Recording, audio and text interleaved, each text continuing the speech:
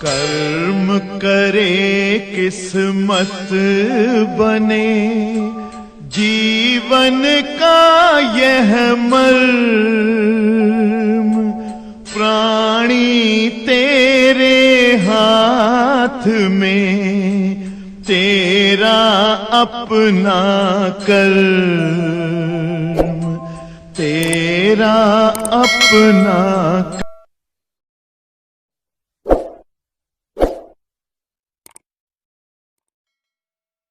Dear students, कल की class में हम लोगों ने बेटा बहुत ही महत्वपूर्ण टॉपिक पढ़ा था, explanation of electromagnetic induction on the basis of Lorentz force. यही पढ़ा था ना बेटा, या यूं कहो कि derivation of electromagnetic induction laws या डेरिवेशन ऑफ फैराडे लॉज आपको एक्सप्लेन किया था। याद करिए, कल का डेरिवेशन याद करो बेटा।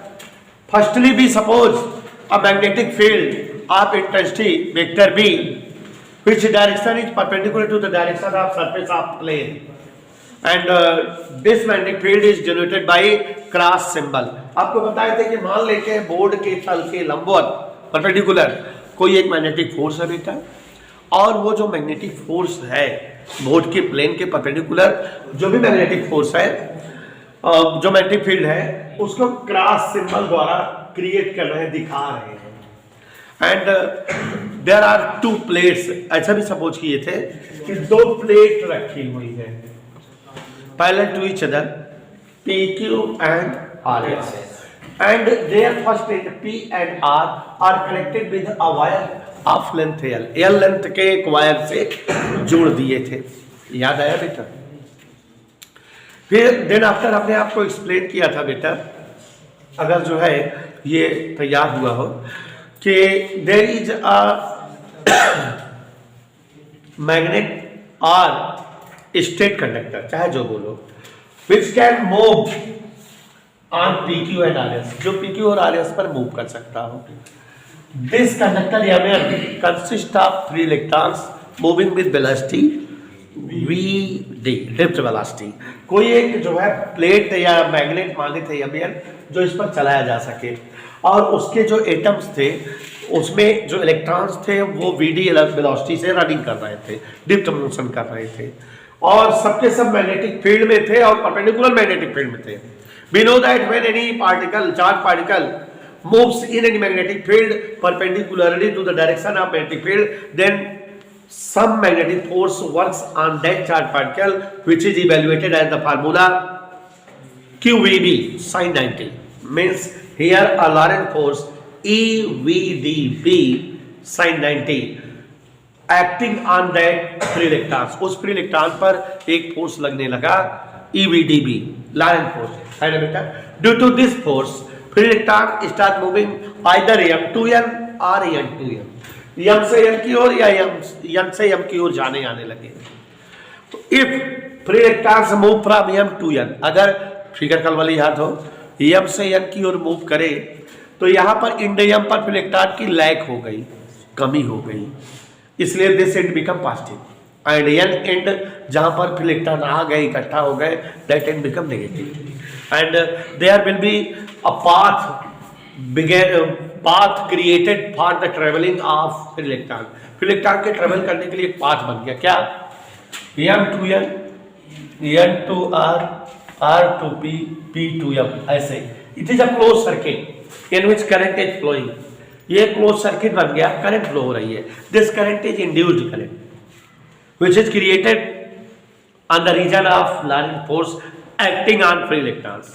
समझ में आई बात मेरी बेटा? अंग्रेजी बात कर रहा हूं कि जो फ्री इलेक्ट्रॉन है उन पर जो लॉरेंट फोर्स एक्ट हुआ, कार्य करने लगा, उसी के रीजन से यहाँ पर जो है करंट फ्लो हो रही है, and the direction of flowing current is always in the opposite direction of flow of free electrons. Means current की direction M to P, P to R, R to N, N to M, ऐसे होगी। It means induced current is in such a direction that shows it is opposing Lorentz force। ये ऐसे direction में है कि जैसे दिख रहा है कि ये लॉरेंट फोर्स का अपोज कर रही हो। And it is our second law of Faraday induction. Faraday के इंडक्शन का सेकंड लॉ है।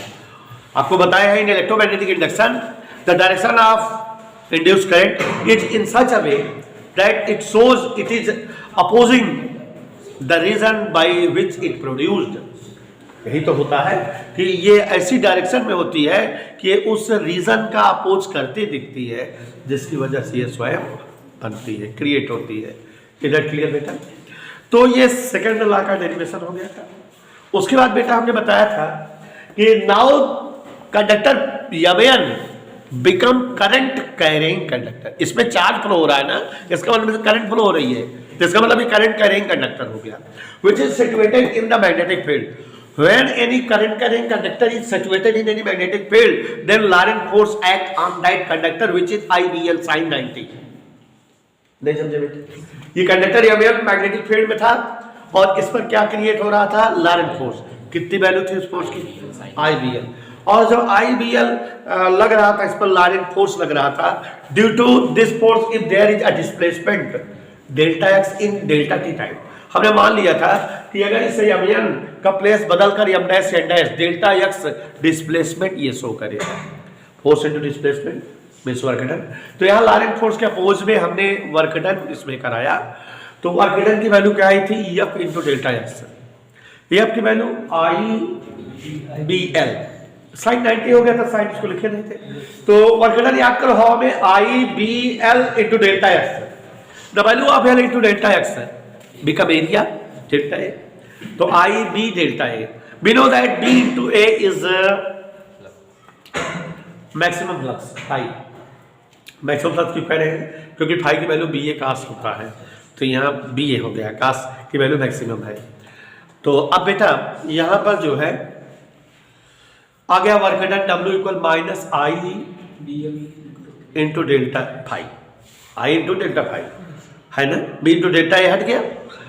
I की value q upon delta t, तो W equal minus q delta phi by delta t. Q से डिवाइड कर दो दोनों तरफ, तो W by q become minus delta phi by delta t. Mister Pragyan Singh, what is the W by q? W by q means total work done for flowing of unit charge which is called electromotive force. Cell वाले lesson में पढ़ाए थे। तो now E become minus delta phi by delta t means E proportional delta phi by delta t, which is the first law of Faraday electromagnetic induction। तो Faraday के electromagnetic induction का पहला नियम हुआ, और जब फैराडे के इलेक्ट्रोमैग्नेटिक इंडक्शन का पहला नियम हो गया तो इसका मतलब दोनों के दोनों नियम प्रूव्ड हो गए। इधर क्लियर बेटा? आज हम आपके सामने एक बहुत महत्वपूर्ण टॉपिक रखने जा रहे हैं और आप सभी बच्चों को बताना है। पहली चीज तो हम एक बार आपको बताना चाहेंगे कि इलेक्ट्रोमैग्नेटिक इंडक्शन क्या है। हमने आपको पढ़ाया है कि अगर ये कोई मैग्नेट हो और ये कोई कॉइल हो, ठीक है, दोनों पास पास रखे हो, तो मैग्नेट के कारण क्या बनेगा? चारों तरफ, और उसको हम किससे प्रोड्यूस करेंगे, दिखाएंगे? मैग्नेटिक फ्लक्स लाइन से, फोर्स लाइन से। और जो फोर्स लाइन इससे पास हो रही है परपेंडिकुलर, वो क्या है? Magnetic flux. हमने आपको पढ़ाया हुआ है, इस लेसन में बताया हुआ है, if there is change in magnetic flux in between magnet and coil. इस लेसन में पढ़ाया है, आपको तमाम फैराडे का एक्सपेरिमेंट समझाया था, स्टोरी। जो बच्चे नहीं आए हो वो लोग जो है वीडियो देख लें। आप जो है अर्जुन स्टडी चैनल ओपन करिए और उस पर प्लेलिस्ट में जाइए ऊपर, और जो है देखिए कक्षा 12 इंग्लिश मीडियम फिजिक्स का इलेक्ट्रोमैग्नेटिक इंडक्शन वाले लेसन की पहली वीडियो देख लीजिए, उसमें हमने एक्सप्लेन किया है। तो पूरा प्लेलिस्ट बना करके वीडियोज है, इसलिए आपको प्रॉब्लम नहीं होनी चाहिए। तो चलिए यहाँ ध्यान दीजिए Pragyan Singh, what is this? It is a magnet. And what is this? Let it is a coil. If there will be change in magnetic flux in between coil and magnet, अगर इस coil और magnet के magnetic flux में changing होती है, हमने आपको बताया था, then a some current induced in that coil, in that circuit। जब किसी magnet और coil के magnetic flux, माने जब किसी coil और किसी मैग्नेट से रिलेटेड मैग्नेटिक फ्लक्स में चेंजिंग होती है, then some current induced in that circuit, उस सर्किट या उस कॉइल में एक करंट इंड्यूस्ड हो जाती है, which is called induced current, and the EMF by which this current produced, that is called induced EMF. जिस ईएमएफ के कारण ये करंट बनती है उसे हम क्या कहते हैं, induced EMF. And whole phenomenon is known as electromagnetic induction, और ये फाइनल घटना इलेक्ट्रोमैग्नेटिक इंडक्शन कहलाती है। अब आप अपने दिमाग में इस बात को फीड कर लो कि अगर कहीं कोई सर्किट हो और उससे पास होने वाले मैग्नेटिक फ्लक्स में कभी चेंजिंग दिखे, तुरंत माइंड मेकअप हो जाएगा कि वहां पर एक करंट इंड्यूस होगी, ठीक है, इलेक्ट्रोमैग्नेटिक इंडक्शन होगा। और एक बात जो है खोपड़ी में बैठा लो लेंज लॉ के हिसाब से, कि ये जो इंड्यूस करंट होगी इसकी डायरेक्शन हमेशा ऐसी होगी कि ये उस रीजन का अपोज करेगी जिसके थ्रू ये प्रोड्यूस हुई है। समझ आई बात बेटा? देखो ये डेफिनेशंस थी, लेकिन आप इसको अपने लाइफ में इसके लॉजिक को समझिए, एडजस्ट करिए, क्योंकि हम इसके बाद के 2-3 हेडिंग तभी आपको समझा पाएंगे जब ये लॉजिक आप समझे रहो। तो आपको याद हो गया ना बेटा, if there will be change in magnetic flux for any magnet and any circuit, then some current induced in that circuit at once। जैसे ही किसी सर्किट और उससे रिलेटेड मैग्नेट के मैग्नेटिक फ्लक्स में चेंजिंग होती है, एट वंस याद करके रखिए कि वहां पर करंट इंड्यूस होती है, और जिसकी डायरेक्शन उस रीजन के अपोजिट होती है जिससे बनी है। समझ में आई बात बेटा? लुक हियर, सभी बच्चे ध्यान देंगे। हमारी लाइफ में इंडक्शन याद हो गया ना, कि जैसे ही चेंज इन फ्लक्स रहेंगे वैसे करंट इंड्यूस होगी। Okay, if it is a circular coil, कोई कॉइल है, सभी को दिखाई दे रही है।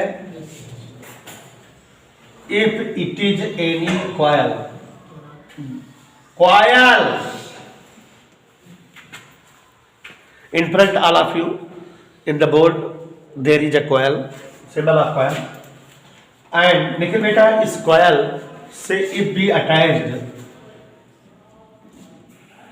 a galvanometer, galvanometer क्यों अटैच किया है? जिससे इस सर्किट पे फ्लो होने वाली करंट की मेजरिंग होगी, and also here is a cell, जिसकी वजह से इसमें करंट फ्लो होगी, है ना। और बेटा यहां एक स्विच लगाएंगे, और यहां ये क्या है बना रहे हैं, रेहास्टेट, जो इस करंट को कम या ज्यादा कर सकता है। फिगर देखो, आपकी लाइफ में जो भी समझाए थे उसका यूज होना चाहिए। In front you here is a coil attached with the galvanometer, cell and rheostat and switch. Okay, so बेटा, if switch on, then some current start flowing from the cell and measured by this galvanometer. Current I इसमें flow करने लगती है, और इस coil में भी current की फ्लोइंग होती है। जानिए बेटा, करंट बहने लगी। When cell is on, switch is on, cell is on, and a current start flowing through this coil, and this coil become current carrying coil. ये coil क्या बन गई? इसमें करंट फ्लो हो रही है, करंट कैरिंग coil बन गई। According to Mr. Arested की थियरी हम लोगों ने पढ़ा है कि when any current carrying coil, then there will be some magnetic field produced through the flowing of current। हमने अरेस्टेड की थ्योरी पढ़ी है कि जब भी किसी कॉइल में करंट फ्लो होती है तो उसके आसपास क्या बन जाता है, मैग्नेटिक फील्ड, और उस मैग्नेटिक फील्ड को किससे दिखाएंगे हम, मैग्नेटिक फोर्स लाइन से। तो इस करंट के फ्लो होने के कारण this coil is now called current carrying coil, and some magnetic field created around it, and which is shown by magnetic force line. ये मैग्नेटिक फोर्स लाइन के द्वारा ये जो है हमारा मैग्नेटिक फील्ड जो बना हुआ है ये दिखाया जाएगा। ऐसे बहुत सारी magnetic force line start passing through this circular coil, current carrying coil. You can say now some magnetic flux is passing through this coil. आप कह सकते हो कि यह मैग्नेटिक फ्लक्स जो है पास हो रहा है इस कॉइल से कि नहीं बेटा? मैग्नेटिक फोर्स लाइन अगर गुजर रही है तो वही तो मैग्नेटिक फ्लक्स है। इतना बात समझ में आया बेटा? कोई दिक्कत? फिर से एक बार बताएं। It is a circular coil attached with galvanometer which measured amount of current flowing in it, attached with cell by which current is flowing, and switch which start or off the circuit, and resistor by which amount of current can be increases or decreases, बढ़ाया घटाया जा सकता है current को इसमें। when switch is on, cell is on, current start flowing through the circuit, और अगर current इस सर्किट पे फ्लो करने लगे तो we know that this coil becomes current carrying coil, and due to this some magnetic field created around it, कुछ magnetic field इस coil के आसपास बन गया बेटा, and that magnetic field is shown by magnetic force line. It means there will be magnetic flux also created when the current flows. तो अब हम शॉर्ट में चलेंगे, इतना लंबा गाना नहीं गाएंगे, शॉर्ट में क्या चलेंगे? When current start flowing through the circuit या through the coil, then magnetic flux passes through the coil. तब magnetic flux जो है coil से गुजरने लगा। मैग्नेटिक फ्लक्स फील्ड के कारण बना होगा, फील्ड बढ़ेगा तो मैग्नेटिक फ्लक्स बढ़ेगा, फील्ड घटेगा तो मैग्नेटिक फ्लक्स, और मैग्नेटिक फील्ड किसके कारण बना है? करंट के कारण। When current increases in this circuit, then magnetic flux also increases due to the increase of magnetic field. नहीं समझे बेटा? करंट अगर बढ़ाएं तो मैग्नेटिक फील्ड बढ़ेगा और इसलिए फ्लक्स बढ़ेगा, और अगर करंट कम करें तब मैग्नेटिक फील्ड घटेगा और इस वजह से इधर क्लियर बेटा? तो अब देखो, if in this circuit in which current is flowing and if current is in changing nature, current अगर it means the value of current increased या changed with respect to time. नहीं समझे? इतना कहानी समझ में आ रहा है? If the current flowing in the circuit is in as a nature which change with respect to time, ये करंट अगर ऐसी हो कि जिसका मान समय के साथ बदलता रहे, तब क्या होगा? तो it means when current start flowing through this circuit, some magnetic flux passes through the circuit या through the coil, but current is in the nature of changing, current changing nature के, current समय के साथ बदल रही है। It means the flux created, produced by this current also changes. नहीं समझे? बात समझो कि हमारी कोई सर्किट है, उसमें करंट फ्लो कर रही है, और इसकी वजह से जो है सर्किट के आसपास क्या क्रिएट हो गया है? मैग्नेटिक फ्लक्स, जो डिपेंड करेगा करंट के अमाउंट पर। और अगर हमारी करंट समय के साथ बदलती रहे, 1 ampere, 2 ampere, 3 ampere, 4 ampere, 5 ampere बढ़ती रहे, if current flowing in it changes, increases with respect to time, current जो है समय के साथ बढ़ाते रहे हो, पहले 1 एम्पियर, फिर 2, फिर 3, फिर 4, तो जो मैग्नेटिक फ्लक्स क्रिएट हुआ है वो भी टाइम के साथ बढ़ता रहेगा कि नहीं? On increasing amount of current flowing in this coil produces magnetic flux also increases with respect to time. Flux increase हो रहा है, चेंज हो रहा है, तुरंत आपके दिमाग में आ जाना चाहिए। Here flux is changing means here some induction is dependent. यहाँ इंडक्शन हो रहा है कि नहीं? फ्लक्स चेंज हो रहा है। जैसे करंट जो है चेंजिंग नेचर की रहेगी तो फ्लक्स चेंज होता रहेगा, तो तुरंत हम समझ गए कि यहाँ जो है हाँ इंड्यूस करंट क्रिएटेड, कोई इंड्यूस करंट बनेगी which oppose the region by which it created. तो यहाँ पर एक इंड्यूस करंट बन जाएगी। क्या बन जाएगी बेटा? और जो उस रीजन का विरोध करेगी जिसके कारण बनी है। तो ये बन क्यों रही है? फ्लक्स में चेंजिंग क्यों हो रही है? करंट के फ्लो होने के कारण। तो जो इंड्यूस करंट बनेगी उसकी डायरेक्शन इसकी डायरेक्शन पे, ये मेन करंट हुई और ये कौन करंट हुई? Induce current. अपोज करेगी, विरोध करेगी। ये करंट 2, 3, 4, 5, 6, 7 बढ़ती रहेगी, तो ये करंट भी बढ़ती रहेगी 1, 2, 3, और इसके करंट के बढ़ने से इसका मान फिर डिक्रीज होता रहेगा। जो 5 हो गई है 4, 3, 2 आने लगेगी। ये मैक्सिमम वैल्यू को नहीं पहुंच पाएगी इस करंट की वजह से। ठीक है ना बेटा? तो ये इवेंट समझ में आया, मजेदार घटना हो गई अपने यहाँ पे। इसमें देखो हम लोग घोष गाच रहे हैं। व्हेन, तो 60 में आ जाए। When some electric current start flowing through any coil, then a magnetic field created around the coil.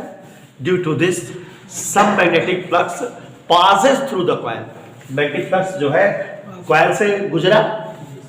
If the current is of changing nature, current बदलने वाले स्वभाव की हो, करंट परिवर्तक हो, परिवर्ती करंट हो, ठीक है ना। कैसी करंट हो बेटा? If the value of current is changed with respect to time, current के साथ बदलता रहे, then magnetic flux produced by this current also change with respect to time, magnetic flux भी टाइम के साथ बदलता रहेगा, due to which some induced current या some current induced in the circuit.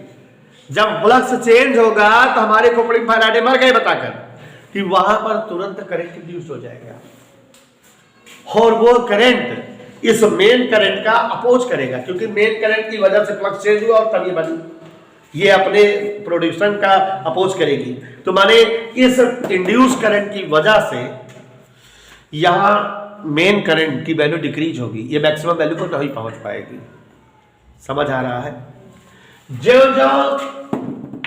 Main current की वैल्यू इंक्रीज करेगी, flux changing तेजी से होगी और इंड्यूस करंट का भी मान तेजी से जो है बढ़ेगा, इस वजह से मेन करंट तेजी से घटने लगेगी।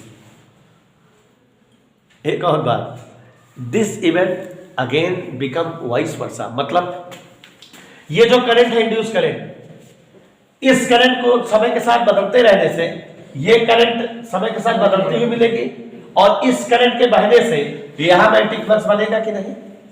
इंड्यूस करंट के कारण भी तो मैग्नेटिक फील्ड बनेगा, फ्लक्स बनेगा, और जब इसका मान चेंज होगा तो इसके कारण बना फ्लक्स भी चेंज होगा और इस कारण फिर से करंट इंड्यूस हो जाएगी। तो इस करंट में चेंजिंग के कारण इंड्यूस करंट बनी, इस करंट को चेंज किए तो इंड्यूस करंट चेंज हुई, इंड्यूस करंट की चेंजिंग से ये करंट जो है इसकी इंड्यूस करंट बनी। तो यहाँ इस कॉइल में, इस सर्किट में अपने आप इंडक्शन की प्रॉपर्टी होती रहती है। This event is called, this phenomenon is called self induction. क्या? सब कुछ अपने आप हो रहा है ना। This event is called self induction. समझ गए हो? लैंग्वेज में बता ना पाओ अलग बात है, लेकिन समझ गए ना बेटा। एक बार शॉर्ट में बता दे क्या Asif? When some current flows through any electrical coil, then magnetic flux passes through the coil. If current changes with respect to time, then flux also changes with respect to time, and hence some current induced in that circuit which opposes the main current and is in the opposite direction of the direction of main current. Due to this induced current, main current never found its maximum value. अपने अधिकतम मान को नहीं पहुंच पाते, उसी की वजह से घटती रहती है। इसी की वजह से जो है लॉसेस होता है इलेक्ट्रिक का। हमारे घर में बिजली जो सप्लाई होती है, हम चाहते हैं 10 एम्पीयर, सर्किट में हमारे 10 एम्पीयर फ्लो करती है, लेकिन फ्लो होने के कारण जो है इस सर्किट में ऑलरेडी सेल्फ इंडक्शन से इंड्यूस करंट बनती है जो इस करंट को माइनस करती रहती है।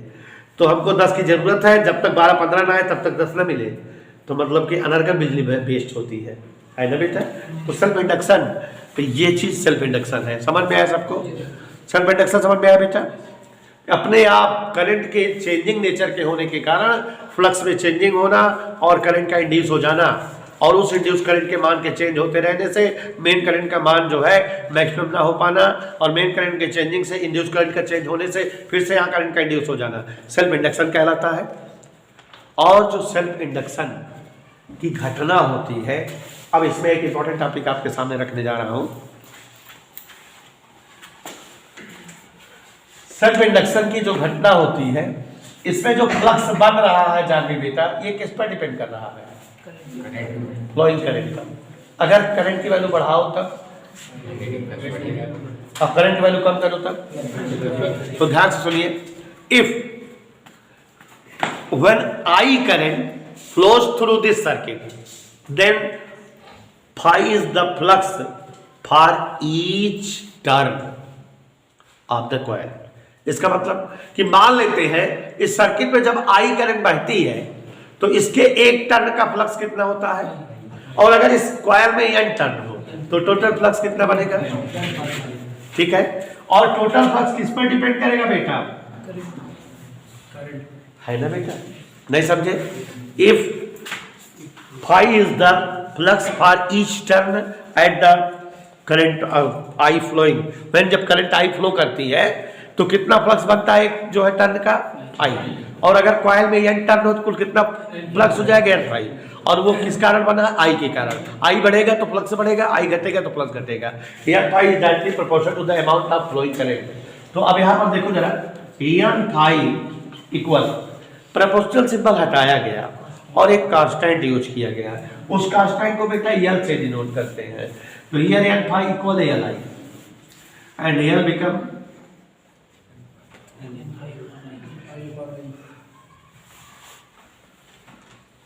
L को कहते हैं coefficient of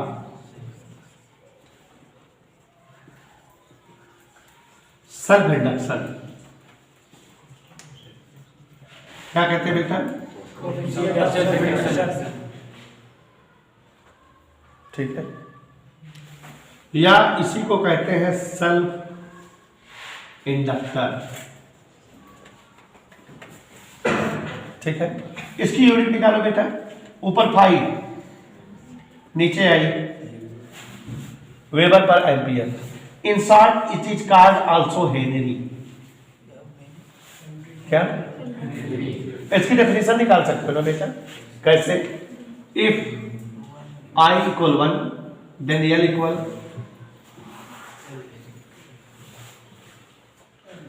total amount of magnetic flux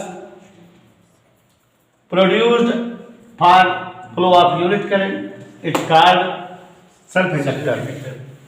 समझ में आया बेटा? कोई डाउट? क्लियर? अब बेटा यहाँ एक डेरिवेशन छोटा सा पढ़ा जाता है, relation in between L and E। क्या बोले हम? मतलब इलेक्ट्रोमोटिव फोर्स और सेल्फ इंडक्शन कोफिशिएंट में रिलेशन। ठीक है, L और E में रिलेशन। चलिए सपोज करिए कि when current I1 flows through any coil flux is phi1।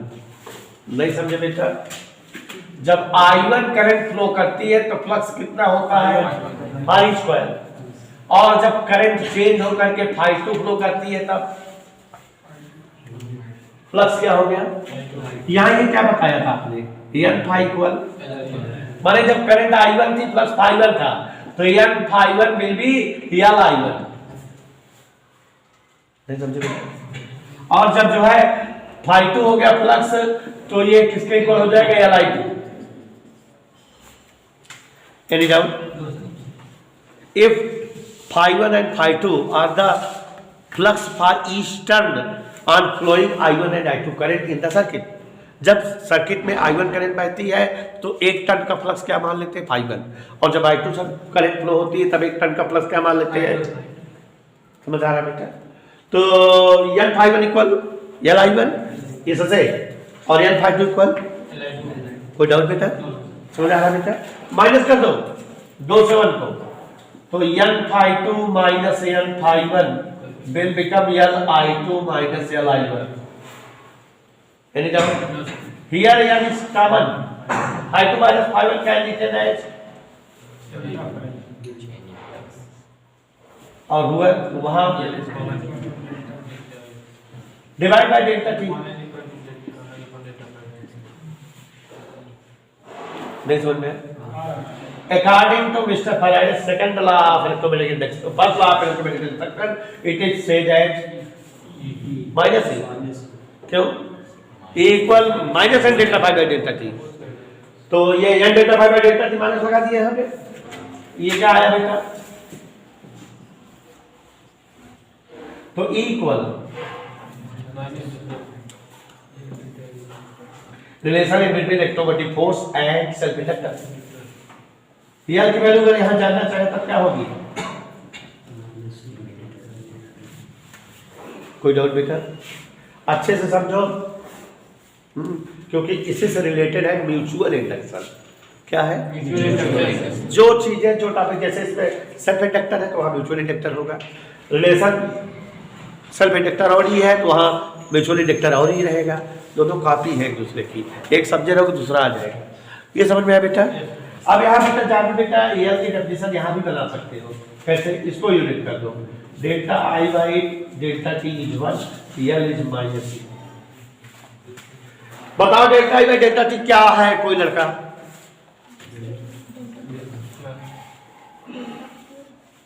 Delta I by delta, no बेटा,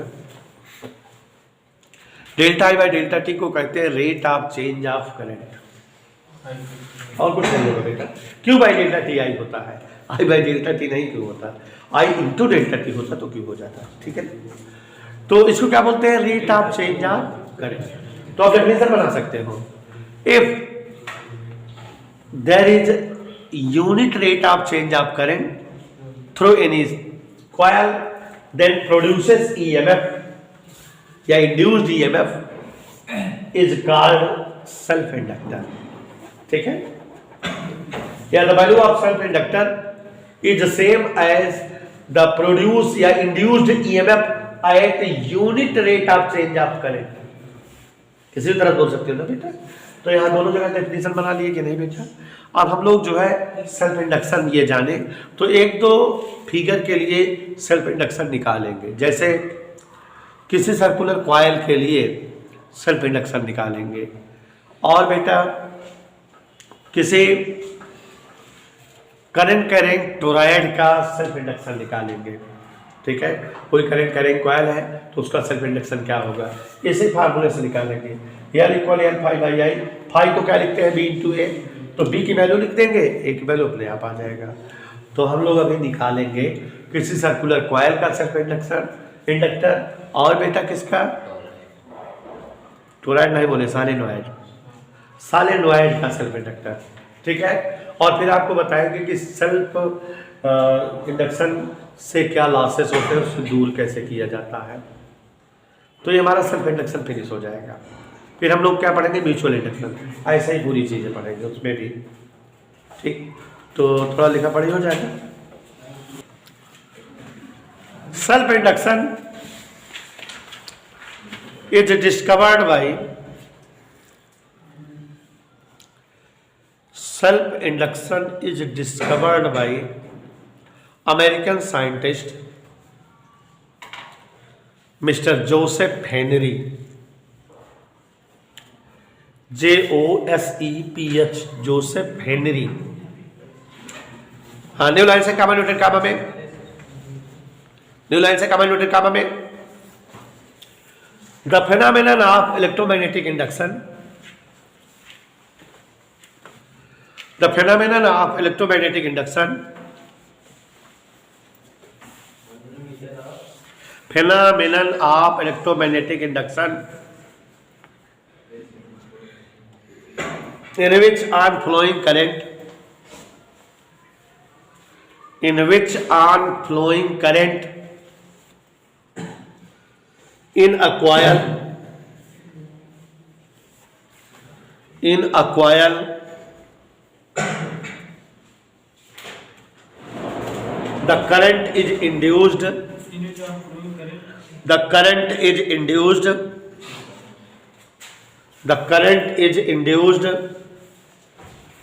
in the coil itself, the current is induced in the coil itself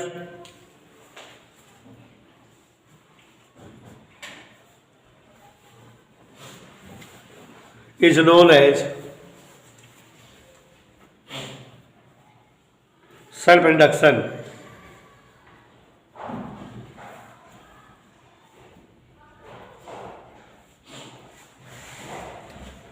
Is known as self induction. New line से when current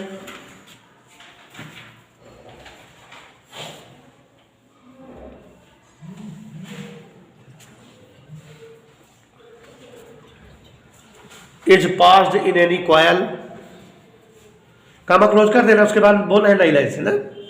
when current pass in any coil, magnetic field is created, magnetic field is created in and outside the coil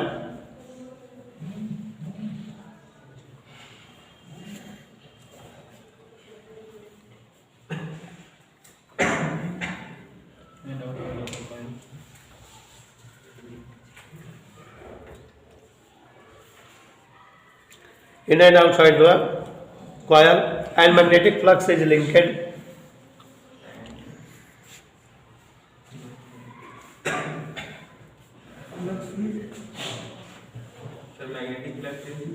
linked LINKED with every turn of the coil.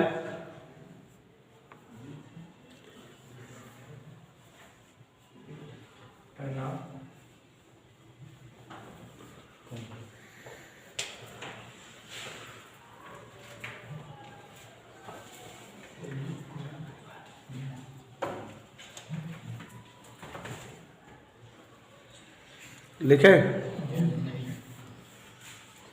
On changing the current in the coil, जो समझाए हुए लिखा रहे हैं, on changing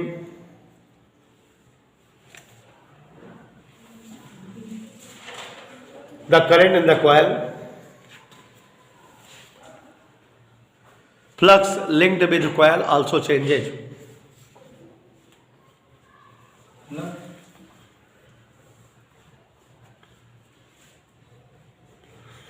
Flux linked with coil also changes.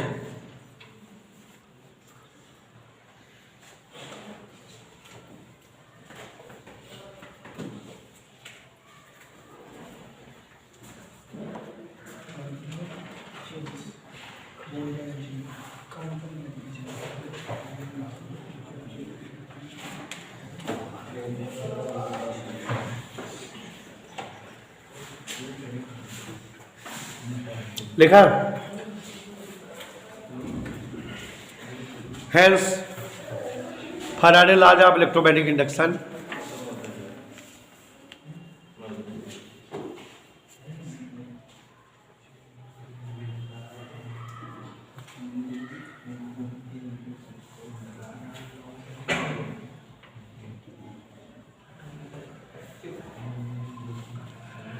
Faraday laws of electromagnetic induction.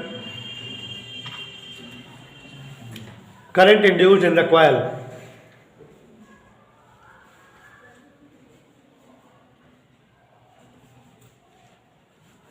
beside the main current, BESIDES, besides the main current. देखिए बेटा, beside the main current, heading डालिए.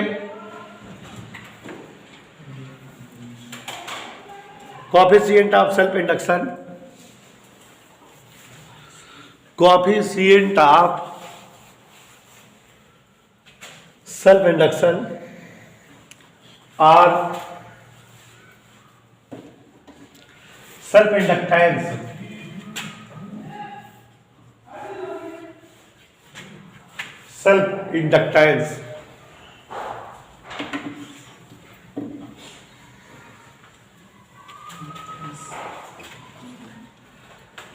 let a coil having n turns, let a coil having n turns, capital L, let a coil having n turns on passing current I, on passing current I,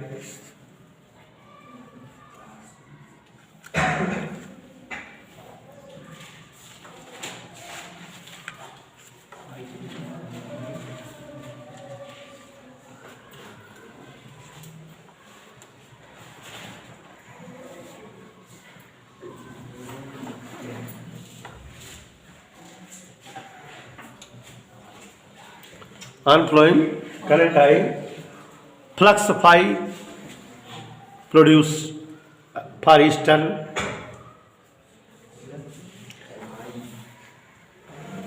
produce for each turn.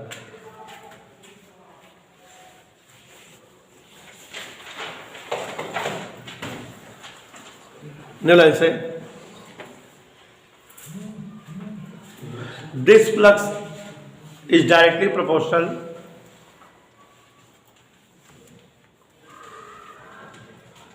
to the amount of passing current, is directly proportional to the amount of passing current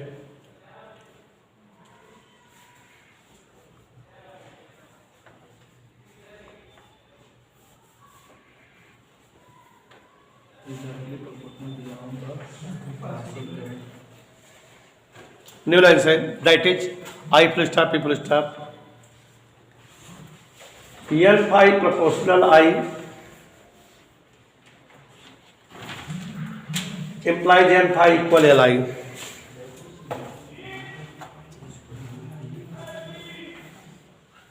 N phi equal Li implies L equal N phi by I. घेर दो.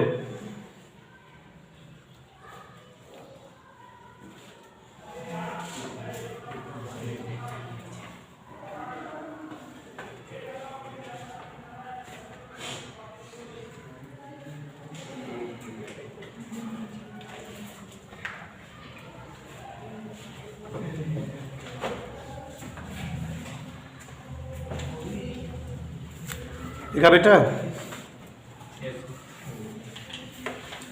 L equal N phi by I. Here L is coefficient of self-inductance. Coefficient of self-inductance or coefficient of self-induction or self-inductance. Coefficient of self-induction or self-inductance.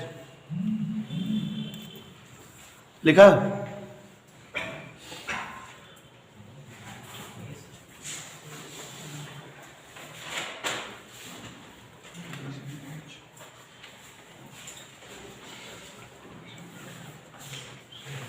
its unit is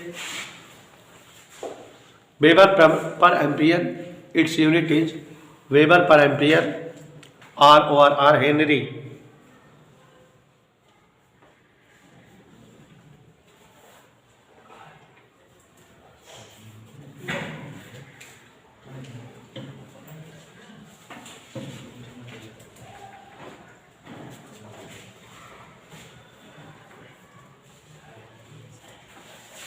लिखा बेटा new line से if I equal 1 definition बना बेटा Janvi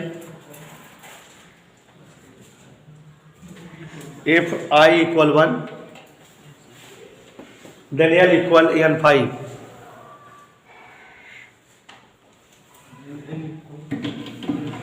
L equal N phi अपने आप भी बना सकते हो बेटा अभी हम बनाए थे हाँ लिख लो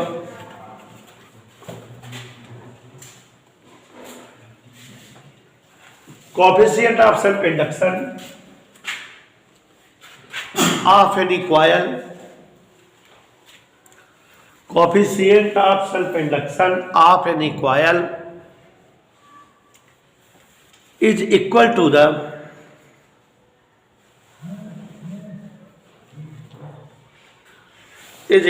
the total magnetic flux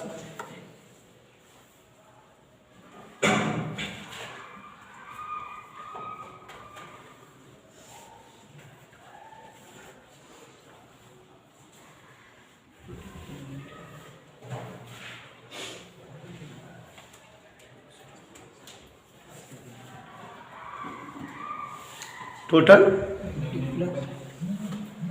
magnetic flux passing through the linked with coil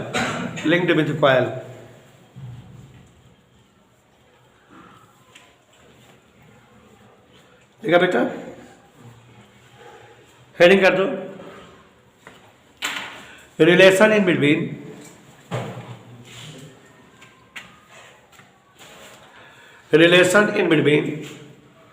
self inductance L capital L and induced EMF E ये वाला जो बताया बेटा ठीक है if a coil has reactance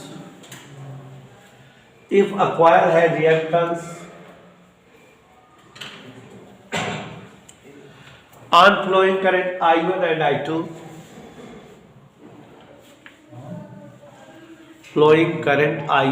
I2 in the coil on flowing current I1 and I2 in the coil flux become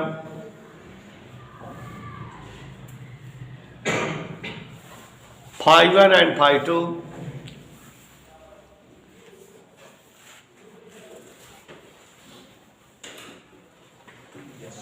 linked with coil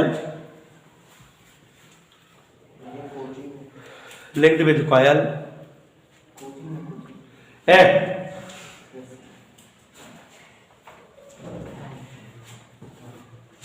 Hence यहाँ देखो बेटा, पहला क्वेश्चन बनाएंगे N phi1 equal L I1 and N phi2 equal L I2. N phi1 equal L I1 and N phi2 equal L I2. 1 and 2 equation बन गए. अगली line से so N phi2 minus N phi1 equal L I2 minus L I1.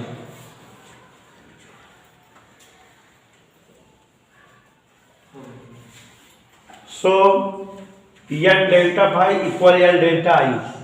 हम जैसे बोले लिखते जाओ. N delta phi equal L delta I dividing by delta T. Dividing by delta T. N delta phi by delta T equal L delta I by delta T.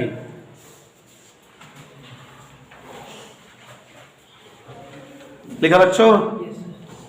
Implies minus E equal L delta I by delta T.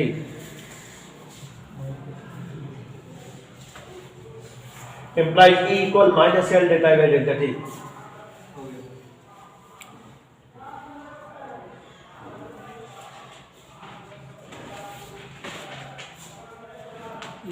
It is the relation in between E and L. यही लिखने के बाद लिख देना, it is the relation in between L and E. It is the relation in between L and E.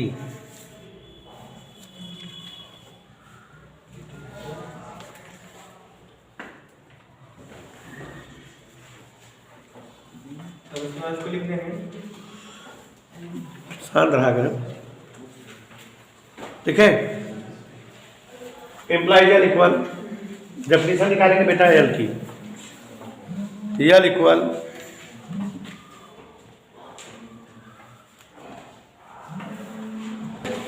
self inductance of any coil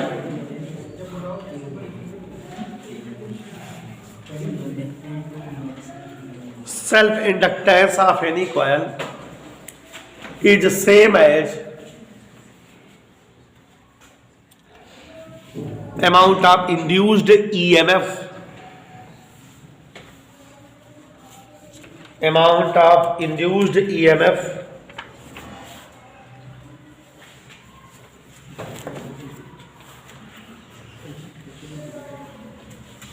at unit rate of change of current.